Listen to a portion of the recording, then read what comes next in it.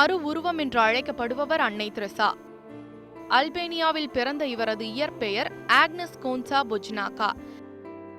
கிறிஸ்துவ மறை போதகர்களின் சேவையில் பெரிதும் ஈர்க்கப்பட்டு 12 வயதில் சமூக சேவையில் ஈடுபட ஆரம்பித்தார். தனது 18 வயதில்தான் முழு நேர சேவையில் ஈடுபட நினைத்து மறை பணியாளராக தன்னை இணைத்துக் கொண்டார். 1929ஆம் ஆண்டு இந்தியா வந்த தெரசா மக்களின் ஏழ்மை நிலையை கண்டு வருத்தமடைந்தார். இந்தியாதான் இனி என் தாய்நாடு என முடிவெடுத்து கொல்கத்தாவில் பணிபுரிந்தார்.